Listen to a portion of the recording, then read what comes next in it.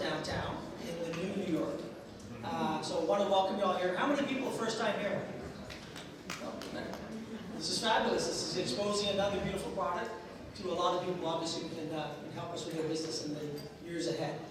So quick introduction of myself. I am Canadian by nature. This will be a short story, I promise.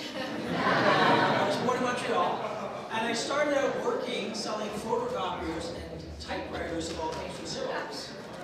I'm not as old as I look. And when I actually, was in that industry, it really wasn't a very fun industry to be in. I didn't enjoy it at all. And I thought, how can I get some excitement in my life? What can I do for a career? And I think there's very few people who can say they truly love what they do, and I truly love what I do now. So I got into the hotel industry, started with Intercontinental Hotels in Montreal, then transferred to Cannes, France, which was sight unseen. I just packed up and went to Cannes, France. I was a director of marketing at the Carlton Intercontinental. And that was my first real introduction to true ultra-high net worth individuals, high net worth individuals, and the luxury lifestyle, right? Because it's a very small part of that market. And then from there, it was customers who told me about Four Seasons. I didn't know much about it. And it was based on what customers were telling me, that's the company to join, that's the best hotel brand, that's where you need to go. So sure enough, I transferred into Four Seasons, spent 4 years at the original Toronto Hotel, or the old Toronto Hotel as we call it now. Then transferred to Boston, 8 years there, where I worked with Brian Raffanelli and other familiar faces. And then after that, transferred to the Four Seasons on Midtown on 57th Street. And then I was lucky enough to be able to give this beautiful project in October 2015. And we opened in September of last year. So I was employee number 3 or 4, I think.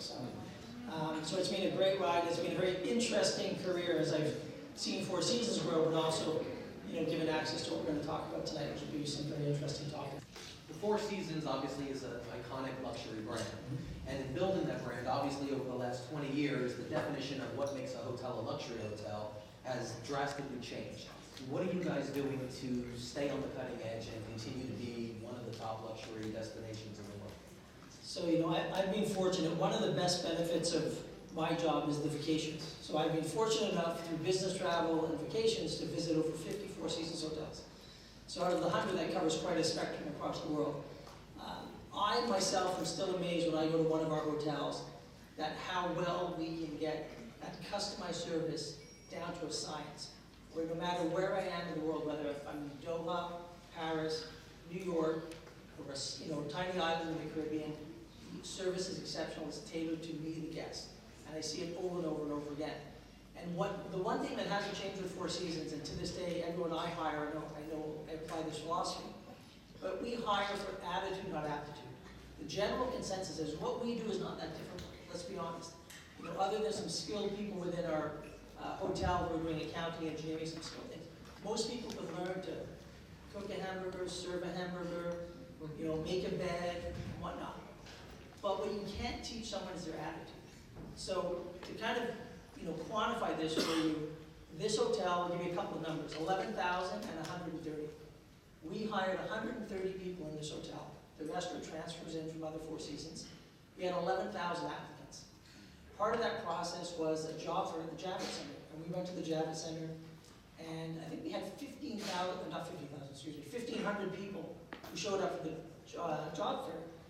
And they were by invitation only, but a whole pile of other people showed up. There was a line all the way out the door. It was a rewarding day, but there was a hellish day. It was like 12 hours of just interviewing people over and over and over.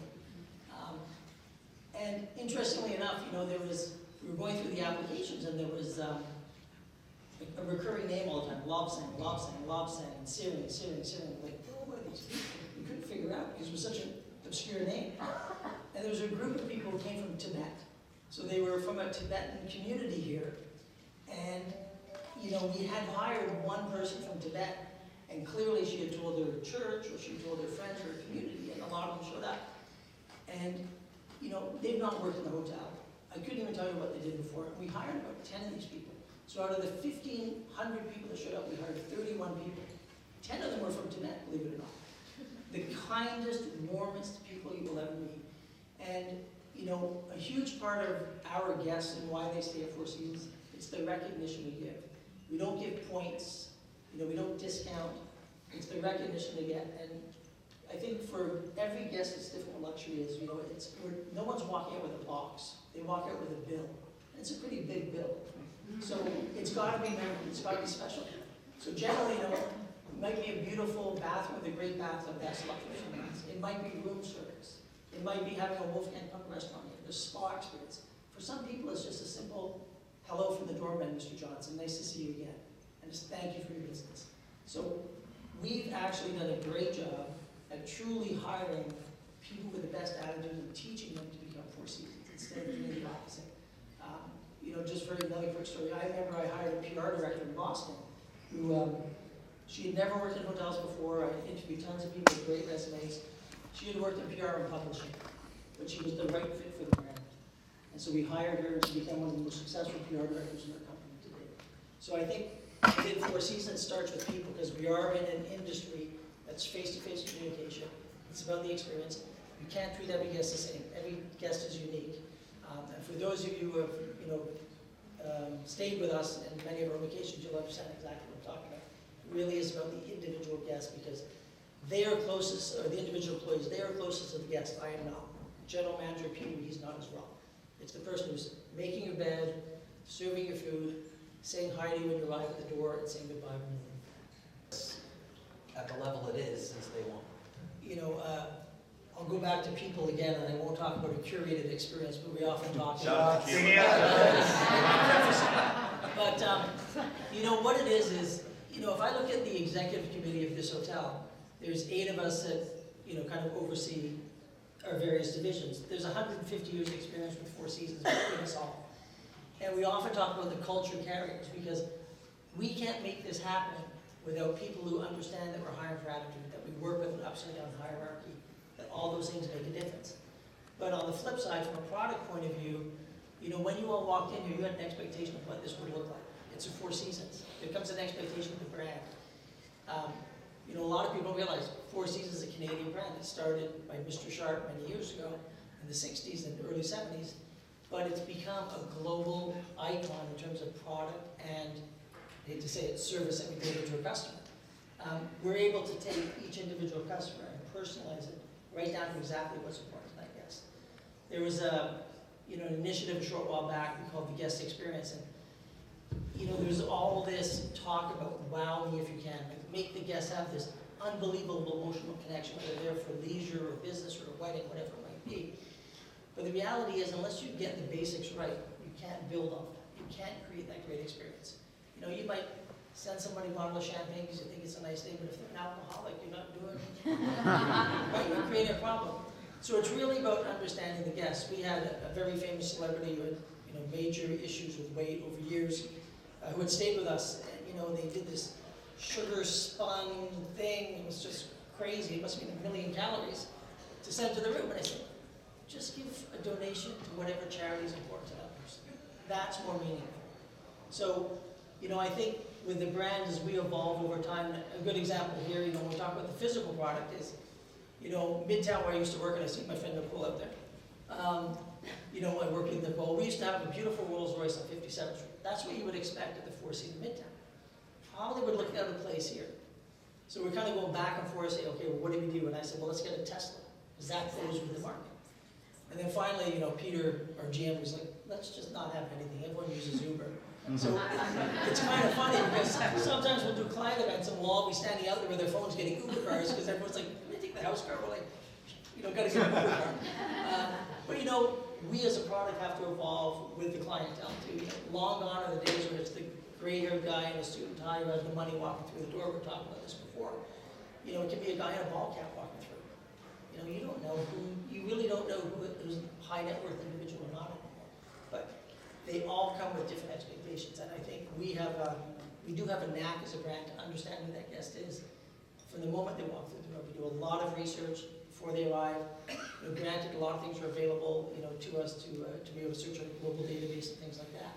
But you know, we have to not only evolve the brand, but we do have to evolve the service. You know, I don't think people want to be, you know, talked about how's your stay, how's your food constantly. You know, everyone wants a little different level of contact. And I think, you know, we have a mobile app that just came out, and I think it would be remiss not to have that. But I think people want less communication. You know, when's the last time you picked up the phone and called somebody that was texting?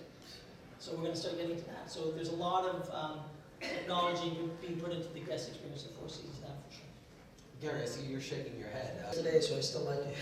What's that? Those nerds are my guests today. They love it. All right, so I want to leave a little time for Q&A. So the last question, which I want to have all of you answer, real short, minute apiece or less. What's your personal definition of luxury? Okay, I need a minute to think about it. No, my personal definition of luxury, I think, you know, it's really what's important to you. And I think it changes at different stages in your life, at different stages in your, during the year. It might just be sleeping in on a Saturday. I mean, as crazy as it sounds. It might be going out and working really hard and buying, that car you want, or a painting, or whatever it might be. It might be, for me, it might be a vacation to a non-Four Seasons hotel. I went to St. Bart's for my wife's 50th. It was one of the best vacations ever until I got the bill. But that was luxury. I mean, I was like so happy to go. So I think it changes all the time, and I think my taste certainly changes to what I view as a luxury experience or a luxury product. I was hoping you were looking at him. But it's interesting because we just did a digital campaign when we opened up this hotel. So we worked with our agency, and I had a PowerPoint deck, and they explained to me what we would do, because it used to be just traditional direct mail, and then it was like pay-per-click and search engine and all that stuff. And they did this presentation of how now they're working with Sojourn, and there's a couple of others I forget what they were, and they were able to target specifically somebody who maybe goes to Neiman Marcus, spends some money, buys a Mercedes, lives in a certain demographic, to drop ads directly to those persons. So it's become much more targeted to the one individual that follows a certain pattern for us to target to them, whether they're millennials or not. I will say, adding to that, though, the brand is certainly a much younger brand now than we were many years ago. We're trying to constantly evolve and appeal to that younger guest by having cool bars, restaurants, the sense in the lobby, the music, the uniforms, all those types of things. Certainly from a social media point of view, I'd say 10 years ago, social media coordinators within our hotels were about to be fired because they were not adding any revenue. And now they're some of the best paid people in the organization. Most hotels have a dedicated social media person, and all they do is reach out and try and connect with these influencers. We're just opened up the spa. We got our permit in February, and of course we're reaching out to influencers, inviting them in for complimentary massage or facial so that they can post on Instagram. So you have to check your account. Yeah, all four of us are sitting in your head. But it's amazing to me what's happened, and it is like you were saying. Everything is accessible. Everything's out there to have information included. So we are really trying to use technology much more to benefit. It's the one comment though our guests tend to say is that our technology is not the best as a brand. So when this hotel was built, it was built with